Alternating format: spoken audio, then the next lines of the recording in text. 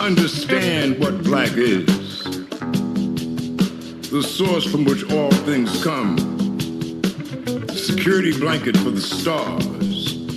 Understand what black is. It's not a color. It's the basis of all colors. It is not a complexion. It is a reflection of all complexions called human. And out of this blackness, passion flows like a river.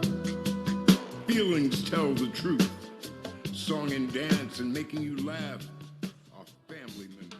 You're listening to the Tom Ficklin Show on WNHHLP 103.5 FM, your home for community radio. Good morning, everybody. We are going to jump right into this galactic discussion and universal discussion and mysterious but also kind of relevant discussion of what life on this planet has been like. And I really have a griot, and I'm going to call him a mystic, as well as, let's just say, certainly he's a professor of history. So that's his internal revenue name. I think they know him as a professor of history. But Dr. Yohuru Williams is with us, and he's the Distinguished University Chair and Professor of History and founding director of the Racial Justice Initiative at the University of St. Thomas. He received his doctorate from Howard University in 1998. I'm not going to talk about the remaining 22 years, but it's been prolific, profound, and passionate. Dr. Williams, good morning. How are you doing? I'm good, Tom. Good to see you. Good. Let's jump in. We have until 11:55. Harry will play the music, and that'll be kicking us off, kind of AKA the Apollo. So he'll give us a hook around 11:55. But until then, let's do it. And really, so glad that you have been able to spare the time to speak with us, because sometimes you're on Al Jazeera, sometimes you're on ABC, sometimes you're on CNBC, sometimes you're recording things for the History Channel, sometimes you're who knows where you are. So we're really glad to have you today. So let's kick it off. What's on your mind at the moment? I'm processing this week, Tom. I think you spoke to it very eloquently in the very beginning. We're in the midst of an unprecedented year. And in an unprecedented year, and I'm not just talking about 2021, I mean last May through this May, we witnessed the murder of George Floyd, the urban unrest, the global pandemic, the Capitol insurrection, and then for a lot of people, this seminal verdict in the Chauvin trial a couple of days ago, the actual conviction of a police officer for murder, first time in the state of Minnesota in the history of the state. And yet, just as we have that victory, of course, it comes with the shadow of Daunte Wright, the killing in Columbus, Adam Toledo in Chicago. So we just seem to be, as you know, in the midst of this ever, continuing wheel of despair with regard to the treatment of people of color, African Americans specifically, in our communities. So, I mean, let's go for it. What does that mean moving forward? Are we just kind of making oratorical statements, or is there really some relevance and stimulus, and not in terms of a financial stimulus, but is there a psychic stimulus and an action stimulus? How do we decide that we want to be happy and fulfill this pursuit of happiness, as some of our so-called foster fathers, I'll call them that, proclaimed? Yeah, I love that question, Tom, because I think fundamentally we have become, particularly African Americans activists, very efficient at articulating our concerns. Where we have the challenge is getting the rest of the society to buy in and to make a longitudinal engagement, investment in bettering conditions in a way that would ultimately fulfill exactly what you're talking about. Not just safety and security for our community, but fulfilling the promises of American democracy as articulated by the founders, and what we've been fighting for essentially for 400 years. I think Al Sharpton yesterday did a phenomenal job, again, not as memorable as the eulogy that he gave for George Floyd, but certainly powerful in making the case that America has expired tags when it comes to African Americans. And those expired tags are in housing, they're in education, they're in healthcare, they're in access to places of public accommodation, they're in voting rights, and they're in unfair labor practices. And to your point, it's now time not only for the government to step up, and we're beginning to see people like Stacey Abrams and others put pressure on corporations to step up, not speak out, but step up and make concrete steps toward alleviating, eradicating, facilitating some of the work we know is necessary to achieve equality. I'm going to kind of go, if you don't mind, I'm going to embrace my schizophrenia in terms of how my mind is going back and forth on issues. Just as you were talking, my mind went to Byron Stevenson, my mind went to Robeson and others in terms of we charged genocide in like 1948 and Byron more recently. So what is that? I mean, those are historical markers, and we charge genocide, people probably are not even, I'd say maybe no more than 10% of the audience knows what I'm talking about in terms of 1948, 1949, and going to the UN and also to Paris about charging genocide. So I want to kind of come back again to this. How do we kind of stay healthy and well and positive given this continued barrage? I mean, you may have seen Spike Lee was on Anderson Cooper's show the other day, earlier this week, and you noticed the hat that he had his hat on, right? Oh yeah. And what four numbers did he have on his hat? I missed that, Tom. I lost you for a second. He was on the Anderson Cooper show, and he had a hat that had 1619. Oh, the 1619 project. I'm sorry, I missed the last part of your question. But his hat had the four numbers. So be it 1619, or even some people talk about the Spanish and us being here even before. In terms of the Southwest, we were here even before 1619. So again, I want to give you a chance to elaborate more on what should keep us motivated and actually sane and not depressed. You know, it's interesting you mentioned Spike in the 1619, because I think a big part of this conversation in this moment, and I love going back to Robeson, I love talking about this in the context of the way that Paul Robeson or Malcolm X would have seen this quandary. Some people think of that as a tactic. Was that a strategy just to bring the concerns of African Americans to the United Nations, to get a global audience to be more aware of the challenges of inequality that we faced as a community? At the same time, there is real validity to this argument that the word genocide applies to the treatment of African descendants of slavery in the United States. And we can talk about that in a number of ways. Brian Stevenson did it with regard to talking about lynching, but lynching is only one manifestation of that problem. If we were to look collectively at the victims of race riots, if we were to look at problems associated with mass incarceration, and I'm not just talking about in our contemporary moment, I'm saying we go back. I'm working on a book on lynching and capital punishment in Delaware now, and I sometimes blow people's minds when I share that in the state of Delaware, they executed between 1900 and 1960, 25 people, 17 were Black, and the vast majority of those that were Black were executed for the crime of rape. Only one white man up until 1960 in the history of the state of Delaware was ever executed for the crime of rape. So that tells you, I mean, we could just look at statistics like that and look at the history that tells you that not only were we the subjects of unfair laws and unfair practices, unfair policies and procedures, but that the death toll that comes in the wake of that, the destruction of community, the creation of insecurity in our community is real. So conversations about genocide are appropriate, as are conversations about reparations. I just, in the aftermath of the murder of George Floyd, the St. Paul City Council here in Minnesota pushed through an ordinance, an act essentially where they said they are going to push for reparations for residents of the Rondo neighborhood here. Rondo is a familiar story for us as African Americans. We know this, we experience this across the country. It's kind of like Tulsa in 1921. It was a thriving African American community. You had numerous African American homeowners, Black businesses. They decided to run the interstate through this prosperous Black neighborhood. They could have, and they knew at the time, they talked about it and they acknowledged, look, if we do this, and there are records that speak to this, we're going to destroy this community. They did it anyway. And so what the city council now is doing, an activist named Traren Cruz and myself, we're working to say, you know, we're not talking about, you know, people say, well, slavery is ancient history.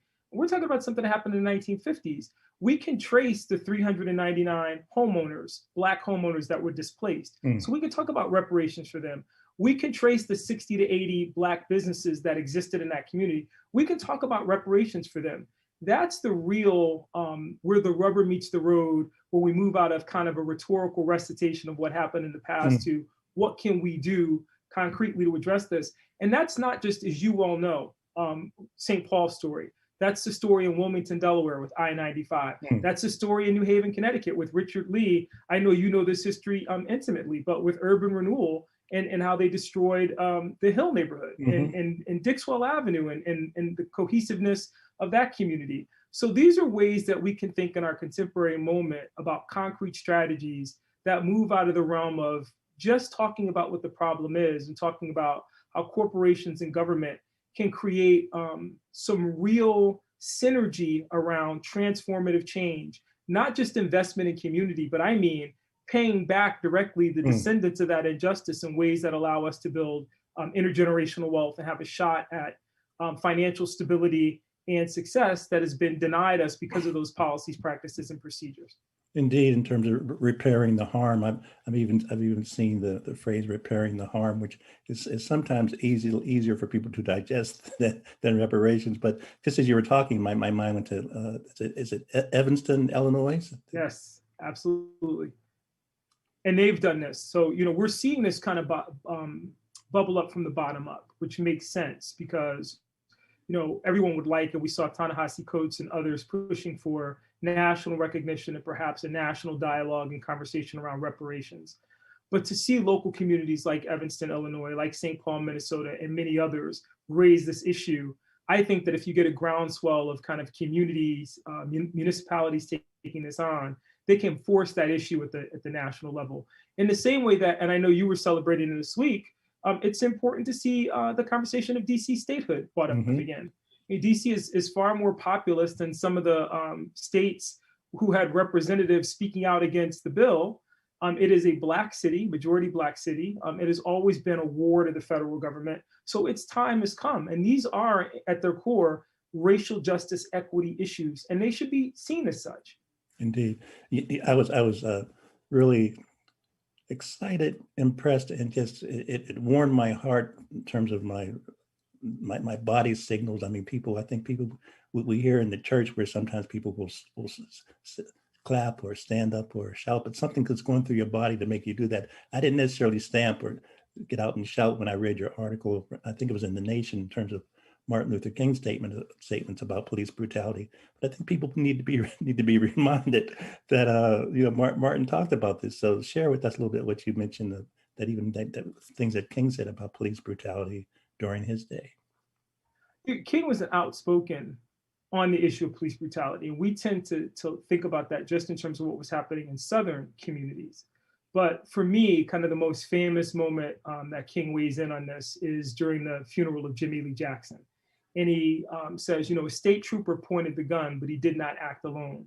Jimmy Lee Jackson's murder was facilitated by Southern governors and politicians who preached the politics of hate and division. It was facilitated by ministers of the gospel, white ministers of the gospel who stand behind the safety of their stained glass windows and don't address issues of racial equality. It was facilitated by the indifference of white people who recognize that injustice and do nothing. But he also said African Americans have a responsibility by not taking responsibility for being out in the streets and advocating in ways that say, and he didn't use this language, but this language is appropriate, Black Lives Matter, and we're not going to stand for this assault on our community. And I've always loved that speech from Dr. King because he places the blame on everyone, but it clearly gives people marching orders in terms of how they can think about this. The other person I've been talking about a lot lately is Jackie Robinson, who I have a deep amount of respect for. And Jack in '63 gets invited down to Birmingham by Dr. King to support the Birmingham campaign. This is just after Bull Connor had put the fire hoses to these young kids and put the police dogs on them, and those images were being circulated. And Tom, what's powerful about that is in his speech, Jack says, we up in New York want you to know how you are helping to change what's happening there by what we're seeing. And he says, and I'm quoting him, when those images come back of this big, brave policeman down here with his knee on the neck of this lady, I'm quoting him. I mean, it's so powerful to think about that being 1963. We come to 2020 and we're talking about the knee on George Floyd's neck. And, this is the imagery and this is the reality of what we've experienced as a people. Police, though, are simply the tip of the iceberg. They are the most visible, perhaps the most intractable, but certainly the most visible sign of what inequality looks like. But it's deeper than that. They're enforcing unjust laws. They're agents of politicians who treat our community contemptuously, take us for granted. They are, in some sense, tools of capital. We think about the Dante Wright case, and for me, a young activist here, Eliza Darris, who I have a tremendous amount of respect for, said at the press conference 2 weeks ago, where he said, look, it's the middle of a global pandemic, and you cops are out in Brooklyn Center pulling people over for air fresheners and expired tags because you got a quota. This is about revenue generation. And now a young man is dead. And all of this could have been avoided if cops weren't, out there trying to generate revenue. So I think all those things, in some sense, to your original point about Dr. King, because King was a master of this, point to a larger problem in American society that pivots on capital and race and how they work in concert to produce the militarism and materialism that deny people the opportunity to recognize ways that we could actually transform our society and achieve what King called the beloved community. Remind, I really appreciate your sharing that. Remind people, I mean, I've been surprised in terms of the media, and I'd probably like you to comment on that, about the media's non-reference to the Black Panthers in terms of community control of police. I mean, Huey and Bobby, I mean, that was kind of one of their strong suits back then. And so I have been surprised, maybe not surprised, but just, I would have expected CNN, MSNBC to have referenced at some point in the last 7 or 8, 9 months, the Black Panther stance about this. This is not, I mean, forget about, they don't have to talk about sickle cell, they have to talk about free breakfast, but so what are your thoughts? I mean, because you've been involved with this Black Panther reality for some time. That's the best question I've got in 5 years. Tom, I would say, and we talked about this actually probably the first time I met you. I think the problem with the Panthers is that people are so fearful of that because that really was community control. The Panthers' narrative was, we're not going to wait for government to respond. And so this began with them in their 10-point program where they said, we want an immediate end to police brutality. And then to achieve that, they adopted certain stances that forwarded that. So most people are familiar with their armed patrols of the police where they would go out. And it was legal in California at the time for people to carry firearms as long as they were not concealed. And they would, when the police stopped African Americans, they would then stop and observe the police stop and read those African Americans their rights. Now, a lot of people today take for granted that we get a Miranda warning. But what the Panthers were doing in that moment was just making sure that people knew their constitutional rights. Huey Newton was in law school. And they, would quote the law to these officers, and this really angered those officers. But it also went beyond that. There was a notorious intersection in Oakland, traffic light, where a number of Black and brown kids had been hit by cars. And the Panthers went out there and started patrolling the streets. Then the neighbors got upset and said, "Who these Black people with guns out here?" And then they went and put the traffic light up. So their proactive stance on issues of policing and community justice were really rooted in not simply provoking a response by government, but doing the work, if necessary, in the absence of government. That model is incredibly powerful, but I think scary to a lot of people, unfortunately, because the assumption is, and we've seen this, I think, in our contemporary moment as well, and we can talk about New Haven, the Hill Parents Association, Fred Harris and Charles Bell, they did the same thing. Before the Panthers came to the city of New Haven, the Hill Parents Association was kind of doing that same thing. Guy by the name of Akinyele has written a book on the Deacons for Defense and Justice called We Will Shoot Back. He talks about this long tradition of armed self-defense in the South. Huey Newton and Bobby Seale are migrants to California. Newton is from Oak Grove, Louisiana. Bobby Seale's from Texas. They brought that armed self-defense mentality with them from the tobacco fields and the cotton fields of the South to California. But again, that's very fearful to people who don't want to, who see that in some sense as provocative and perhaps will lead to confrontations between African Americans and the police. But what you had the Panthers articulating in that moment, and again, Fred Harris and other organizations across the country in other circumstances saying, we're simply not going to wait for government to do what we need to do in order to protect our youth. And in a way, I feel like we got to get back to that. Absolutely. Let's go back to Jack Robinson. I think Roosevelt was his middle name, correct? Yes. Let's go back to him for a second. I don't think folks are aware about the court martial. I don't think people are aware about the FBI file on him before he even came to the Dodgers. So, I mean, talk about the FBI file for a second, because there's no question that in terms of COINTELPRO 20, that COINTELPRO has never stopped. There's no question that your file is so thick that they might have to build another building or find some more chips to record your information. And I say that half jokingly, but half seriously. We are still being surveyed from daily surveillance in terms of daily cops prowling the streets, but also the technology has captured us. But the FBI file on Jackie, I think people might be intrigued to know a little more about. Hoover saw Black people in general as dangerous. I mean, he is a creature of his time, and I do not say that as an excuse for him in any way, but he was as racist, as rabid a racist as anyone. And he cut his teeth in the Bureau of Investigation, basically going after Marcus Garvey in the 1920s, and it built that strategy, which proved successful. And any African-American in a prominent role was fodder for FBI. And the argument was that they were doing it in the name of national security, but really, many times it just served Hoover's prurient interests. In the case of Jack, because he was in 1947, after he integrates the Dodgers, such a nationally and internationally known man of color, the concern on the part of the FBI is, could he be turned? And so the argument they used was, well, we're trying to make sure that his politics are in line and he's not influenced by communists, and this is going to. And it's all foolishness, because as we know from Jack's testimony at the House Un-American Activities Committee, where he is put up against Paul Robeson, you have no more dyed-in-the-wool supporter of American democratic practice than Jack Roosevelt Robinson. At the same time, Jack is a race man. And so in 1944, when he's in the military, he's second lieutenant, he's on a bus in Texas, which is on a military post.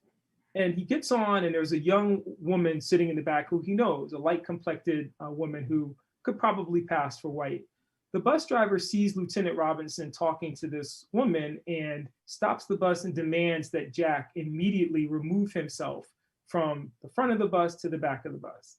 Well, Jack, who was, an avid reader, again, we kind of shoehorn him into this athlete role, but he was even though he dropped out of university because he couldn't afford his last year, I mean, he was an intellectual, somebody who was very well read, and Rachel obviously supported that in him. Jack said to the driver, look, there's been a decree by the US Army that there's to be no segregation on Army posts. You're on an Army post right now, so I'm not giving up my seat. So the driver decides that he will call the police. He calls the local officers. They come, they remove Lieutenant Robinson from the bus, and they arrest him. They claim, this will be familiar to all of us, that he was resisting arrest. Jack is lucky, and in the police report, they say that he was blanking with them, right? Mm-hmm. When the court martial comes up, and everybody needs to understand what the stakes are here. If this doesn't go Jack Robinson's way, ain't no Jack Robinson integrating the Dodgers in 47. Branch Rickey's not looking that direction. We might be talking about someone else. But when he goes to the court martial, he said, they say, well, why are you so upset that the driver called you the N-word? He goes, because my grandmother told me and my mother told me the N-word is an ignorant person. I am not an N-word. And more importantly, there was this decree. And more importantly, he violated my rights. And so he makes this very eloquent, impassioned defense for his rights. And the court finds in his favor. There is no court martial. And it's one of these chapters I think we should be telling young people about Jack, because that's also a form of protest, a form of activism. It's why in '63, when he's inducted into the Baseball Hall of Fame, they have this celebration at the Waldorf Astoria in New York. And Dr. King speaks on his behalf. And King begins his comments that evening. Jack Robinson was a freedom rider before the freedom rides and a sit-inner before the sit-inners. And he's referring to that 1947 incident. And before Rosa, I mean, before 10, 15 years before Rosa as well. And this was during the World War II. I mean, we were fighting to preserve, quote unquote, democracy. Very true. And, a number of phenomenal scholars have written about the impact of World War II on the civil rights movement. The fact of the matter is that put a lot of pressure on the federal government, because they were facing a lot of criticism from abroad. You know, it's hard to say that you're making Nazi propaganda was brutal in terms of pointing out things like lynching and capital punishment. I'm trying to make the case that why should African Americans fight for a society in which they were second-class citizens? Paul Robeson's very reasonable argument response to the House Un-American Activities Committee is what the federal government imagined that Black people were doing, when in fact, Paul Robeson says, you know, I'm as American as anyone, but I'm still going to call you on your stuff about the way that my people have been treated since we came here. So, you know, it's interesting for us to kind of think about that, because really the civil rights movement is as much a product of the Cold War as it is of Black activism. The fact that the United States has all these emerging Latin American and African nations that are, in the words of Dr. King, moving with jet-like speed toward independence, while African Americans are toiling in the doldrums of segregation. You got Malcolm X saying, you know, the Bandung Conference, and speaking about that, look at what's happening in Africa. We need liberation here in the United States. And the State Department saying, how are we ever going to do business or be able to sell ourselves as the leader of the free world when we're dealing with segregation at home? And these African leaders are saying, coming to the UN and driving down to DC and getting stopped in Maryland where they can't get a sandwich because of our segregation laws. So that does play a role in this. And for your listeners, Brenda Gail Plummer's Window on Freedom, phenomenal account of how the Cold War influences civil rights. And I've heard Kathleen Cleaver remark that the Brown versus Board decision was influenced by America trying to clean its laundry. I like that. Talk to me a little bit about Dr. Williams. We have the additional trials in August in terms of the compatriots that Chauvin had. And I'm not sure if the Dante trial date has been selected yet. But we have things that are going to be hitting us continually, and not to mention Columbus, whenever that trial, if there is a trial, takes place. But certainly the three in August, I think the three guys in August are going to go on trial on your home turf. Any thoughts about that?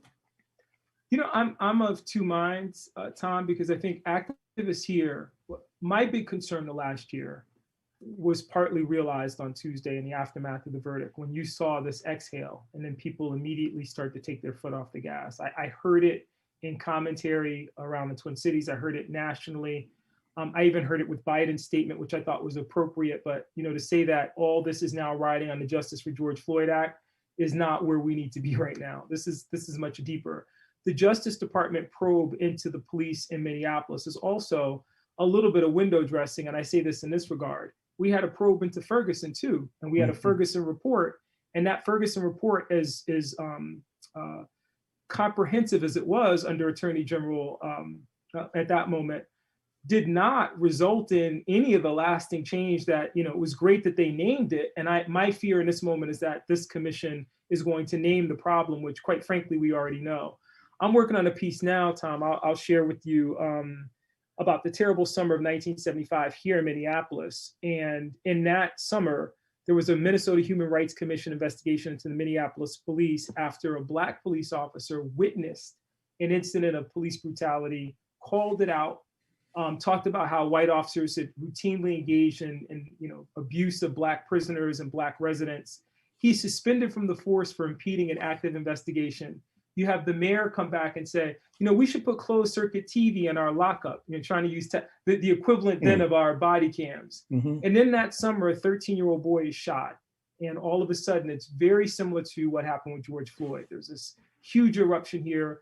The local head of the NAACP here, a guy named Arthur Cunningham, comes out and says, and I'm quoting him, "The Minneapolis police have declared war on Blacks and Indians." And it seems like this is going to be it. The mayor comes up with a slate of reforms. Seems like there's going to be big change. And then the criminal record of the 13-year-old boy comes out. And all of a sudden people go, just like Dante Wright, just like, why are we wasting our time here? But more importantly, with regard to the investigation into the officers themselves, that dissipates. And so then 5 years later, you're still looking at this cycle of police brutality. And that's why, you know, they're having this investigation now. And I'm saying to myself, what are they going to uncover that we don't already know about this department and its history? Having said that, I think activists here are of two minds. There's one group that says they don't anticipate that that second slate of officers, the next three, are going to get anything like what Chauvin got. Their degrees of culpability are much less.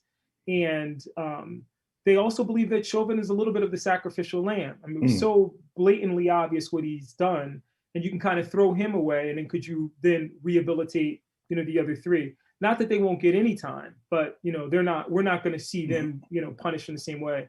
For Amy Potter, this is also tough because this is reckless. Amy's the colorblind, the laser. She likes yellow lasers, and the woman with 26 years of experience in the force or whatever it is, and can't distinguish between a taser and a Glock, which is, seems inconceivable to many of us.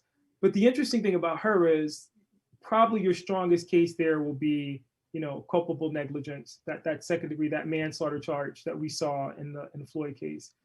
Where I go back to, Tom, a long-winded way of me to bring you someplace that I think is people forgot. Everyone's celebrating that. Oh, Chauvin, this is the first time that a white officer has been indicted for the death of a Black person in Minnesota. Well, actually, the first officer who got convicted was Muhammad Nawar, the Somali officer who shot a white woman, Justine Damon, in an alley behind her home and mistook her for, and during that case, Amy Sweezy, who is the assistant prosecutor, comes out and says, in cross-examining Nawar, who says, I felt that she was a threat. And she said, her blonde hair, that pink t-shirt, you thought she was a threat? She could have been my mother. And no matter what you felt about Nawar in that moment, for people of color listening to that, we were all saying, how many times have remember Obama got railed for saying that Trayvon Martin could have been his son. How many times have we witnessed Black and brown people gunned down in these senseless acts of violence and asked the same question and asked why non-lethal force couldn't have been an option, or there couldn't have been other ways to address that de-escalation or whatever it may be. So all of that to say that I think the outcome of that trial is going to be disappointing to a lot of people, because I don't think that the state now feels the same burden with regard to those other three officers. Will the eyes of the nation and the eyes of the world be on Minneapolis? Absolutely. But they'll wave the flag of, but we got Chauvin. And again, I don't think that's going to be enough.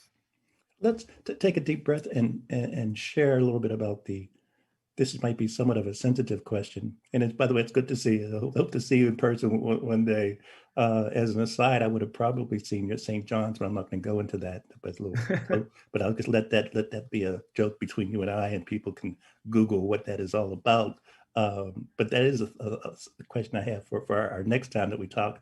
But racial justice initiative that you're involved with at the University of St. Thomas, not that it's become a trend. I mean, Abrams and Northeastern and others, Yale has now this study on reparations and Yale's history in terms of oppression and exploiting people. But tell us about your racial initiative there at St. Thomas University and how that kind of keeps you now somewhat structured and inspired.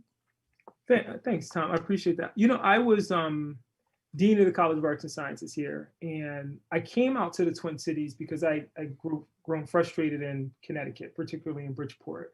There were a number of initiatives that were happening when I was in Bridgeport shortly before I left, like conversation around universal pre-K, some exciting ways to kind of infuse the university into the life of the community that had me inspired. And then they dissipated with the regime change, and all that work kind of fell by the wayside. Some key people left. And I was frustrated because, I might be in academia, but I think more like a Fred Harris than I do, and my thing has always been, can we leverage resources in a way to help build community? I know this is a big part of your philosophy too, so I know I'm preaching to the choir, but for your listeners, this idea that we can build community by layering and thinking in constructive ways about how to create opportunity by building our educational system, kind of reimagining space. I love the universal pre-K because I thought we could do job training on site. We could just kind of reimagine the certification for people in that field, really do some imaginative, powerful work. So I came out to the Twin Cities because I looked at all my options, and this place is a big city, but it's also small enough where you could have impact. And Minnesota has this reputation for being very progressive. What I found when I got here is that this is, George Edwards once said famously of New Haven, I had lived in the South and I came to New Haven. I thought this was the other side of the plantation and this is worse. Well, I had lived in Connecticut and I was like, well, I'm living in George Edwards' other side of the plantation. So this has got it. And I got here and I was like, this is a whole nother level. And it's because Minnesota has so much potential. It's what Leslie Redmond, the head of the local NAACP in Minneapolis, said in the aftermath of the Floyd murder. And she got a lot of press for this. She was on Tamron Hall and she said, Minnesota is a white Wakanda. And people got hurt. And, they said, well, unpack, what do you mean by that? And she said, for white people, this place is nirvana. There are all types of interventions. There's, a thriving art scene. There's, a host of ways that people could become involved in their lives of value. But for Black people and Native Americans, for Indigenous people, it is anything but that. And the history speaks to that. So the racial justice initiative I conceived of was this idea that, somebody needs to do the work in this community of just doing the process of historical recovery. Because I think part of what keeps people from taking action is they just don't know that history. And when they don't know that history, it becomes, they hear terminology, like if you get the canned diversity training, somebody comes in and says, I want to talk to you about implicit bias. And they go, implicit, I don't want to hear anything about implicit bias. Some of my best friends are, whatever it may be.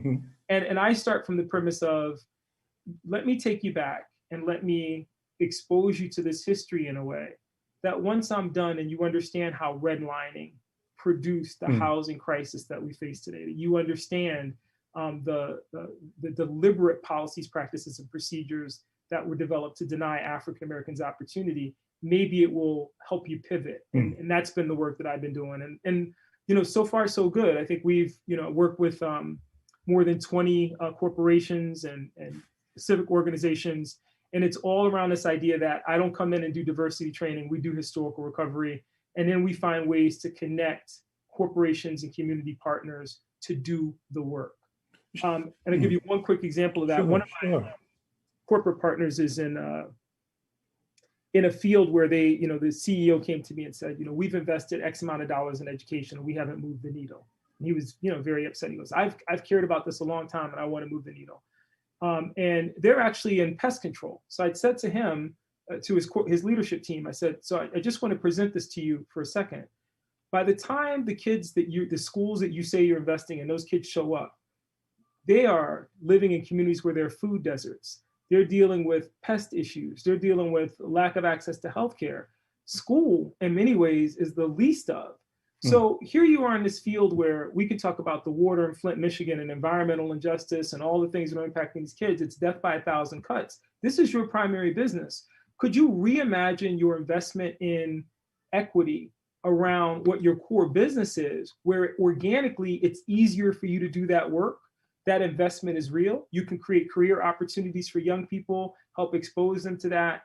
And then stop doing the predictable thing that everybody does, which is to come into this and think, we're just going to throw $1 million at education and wait for test scores to go up. And that's not the metrics that's not, our communities deals with trauma. So you got to think about trauma-informed education. We've got to think about, as I mentioned, the food deserts and the other aspects of this problem that really then I think deepen it in a way that, corporate entities can say, we can take action around that. And we're not trapped by this idea that, and again, this is the other thing I was hearing from people. So we got to do something about the police. I said, no, you got to do something about poverty.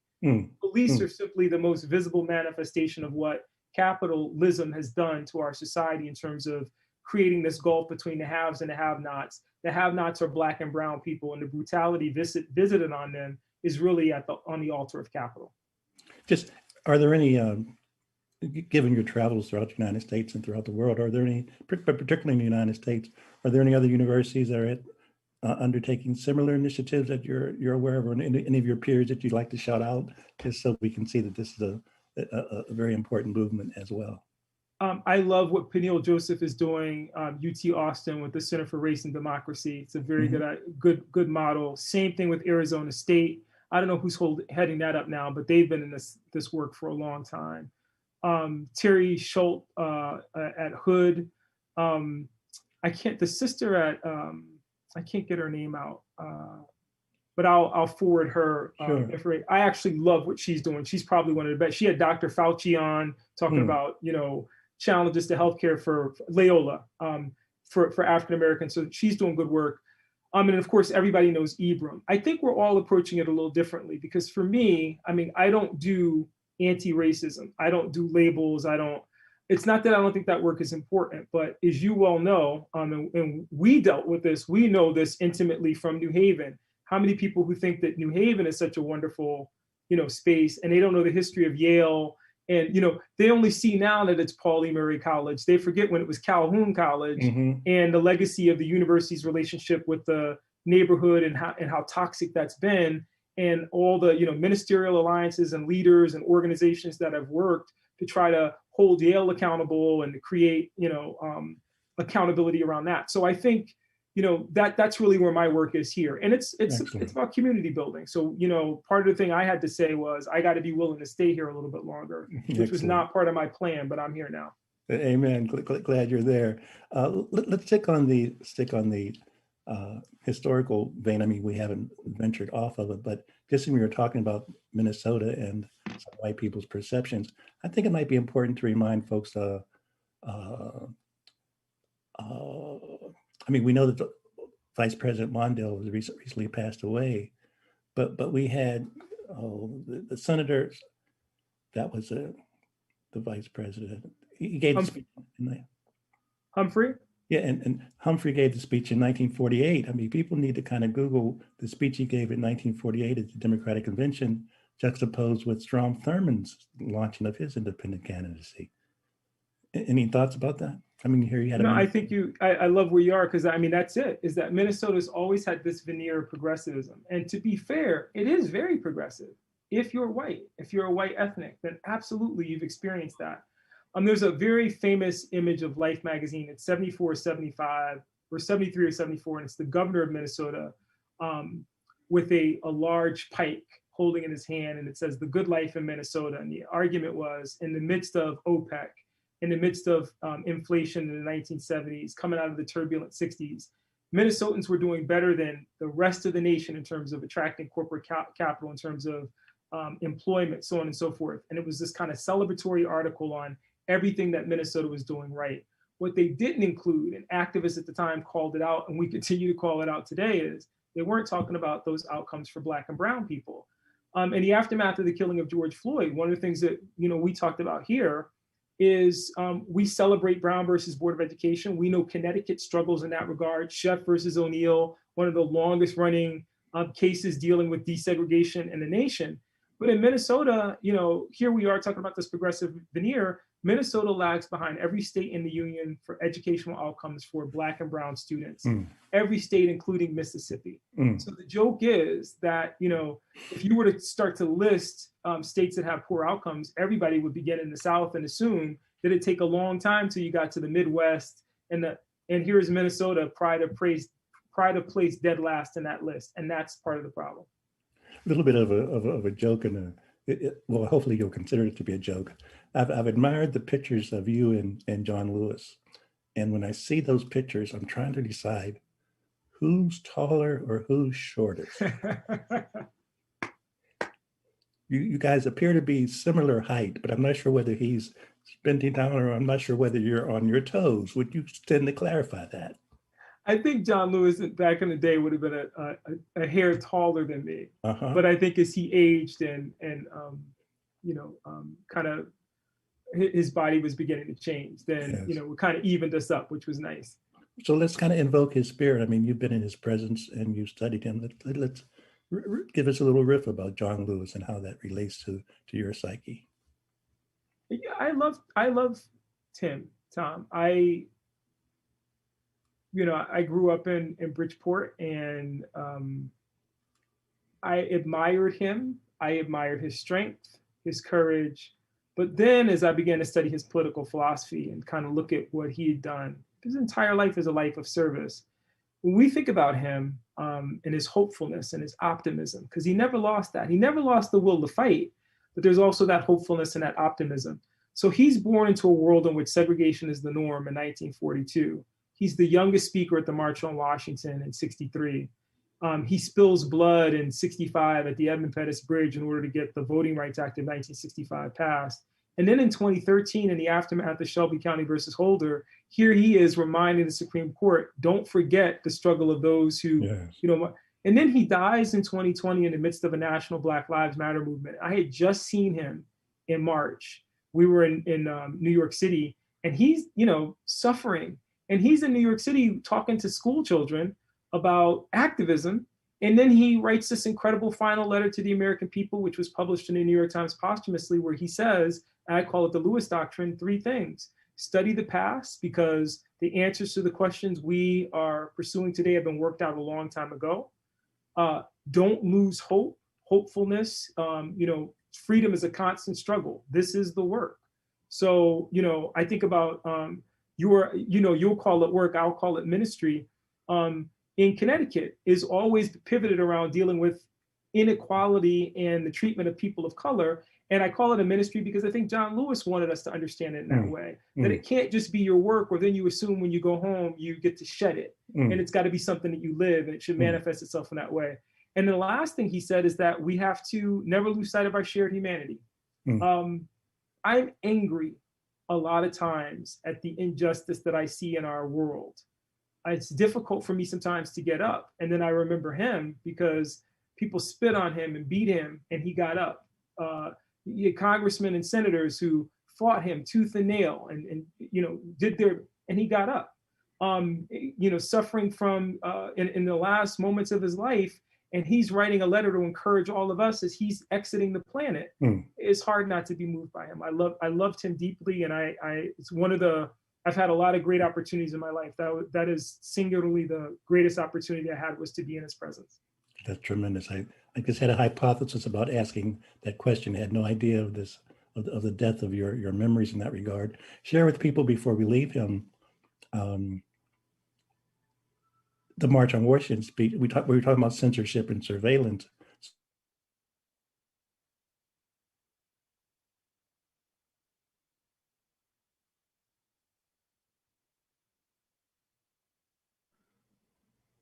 I lost you for a second, Tom. His original speech at the March on Washington was changed. Oh yeah, he was going to give it to him. I mean, he said, "We will march through the South the way that Sherman did," and there was a Catholic priest and who just couldn't brook that language. And you know, one of the things we celebrate about the civil rights movement is they built a big tent, and sometimes that was good, and sometimes that could be problematic. So Bayard Rustin and A. Philip Randolph go to John Lewis and they say, can you change that section of the speech? And we're asking you to do that because, you know, we don't want to lose, you know, we worked very hard for this, and John agrees to do it. I often quote my colleagues in education activism, Jesse Turner and others laugh because I always quote the part that was censored. I love that. Like, we're going to march through every hamlet and every village until, you know, freedom is on. Because that's the essential John Lewis. Not that the edit is any worse. He just took some of the sting out of it, but the central thrust is there. But, you know, I did want to mention this, Tom, and you mentioned it earlier. This thing about surveillance, the other thing about this trial is, you think about the amount of footage that was generated, not just the body cam video, but the fact that the police can hone in on a corner, that the dispatcher could be looking in. I mean, I think in communities of color, that's something else that we should be interrogating, because if that's not making us safer, then for what purpose does it exist? If it exists after the fact to document what we did and what we were or were not doing right or wrong, it's technology that's misused. And again, to your point, and I think this is part of a larger conversation with regard to technology, we have the capacity to do so much with technology. Dr. King talked about this, but when it's in the service of profit or control, then how is it benefiting us? And we should be questioning that as well. And certainly the coded bias film that's out kind of illustrates this. In the algorithm, I think it's the Algorithm for Justice. There's a movement in this regard. Yohuru, we have about 3 minutes, and I want to. This morning, you were kind enough to post on Facebook. Not that you were doing your prayers, although in a way, I think exercise and exercising the body and understanding that the body is a temple that has to be respected is a prayer. So for me, a workout is a prayer. But why is that so important to you? Because you do it regularly, you're proud of it, and I think we mistake that if we're here for the long haul, we got to be sure we got our body ducks in a row. I love that question, Tom. I'll be really brief. The Panthers had a physical education component. So did the Hill Parents Association. The idea is that, one of the rappers, Exhibit, put it best: a bench press, arm curl, keep the structure of the temple. Our bodies are temples, and they're built for this world to help us function in this world. We have to have clarity of mind, clarity of soundness of mind, clarity of vision, and soundness of body in order to do the work. You're a great example of that. And I think it's important to me. I try to find ways to live in ways that kind of highlight that, because I want to be here as long as possible to help fight the good fight. Well, I mean, no, continue. I mean, you're putting your bench press on, you got the Bellatron, you mentioned your weight. And I think this is not a male ego issue. This is really important for all of us. And I appreciate the compliment, but you can't see my knee braces and my back braces that are heavy at the moment, but that's a different story. But I mean, share a little bit more. I mean, about the health regimen. With this body, mind, spirit is a false dichotomy. It's true. It's one entity. And if any part of that vehicle is deficient, then we are not at our optimal. I found that, depression is worse when, I get out in the morning and whatever I do in the morning, nothing can happen to me over the course of the day that's going to be any harder than what I put my body through it at 4:30 in the morning. So it helps me mitigate my stress. It helps me show up and be a better father. It helps me be in a space that when people come at me, I'm able to kind of deflect some of that and to center myself. But I also think it's been very good for my mental health, because as you know, we talk about post-traumatic slave syndrome and stress on the Black community. For African-American males, when you don't deal with that, it manifests itself in other ways. And we, in Zingashani, who I call my full mother, years ago would talk to me about that, and just kind of, her nursing background. And she would just say, you gotta take care of yourself. You gotta privilege that. And it was a long time coming for me. Now I do it, and I try to share with young people. Started early so it becomes muscle memory. It is critical to your capacity to function and survive. That's it. We're done. Good seeing you, Tom. Good to see you. Thanks so much. Take care.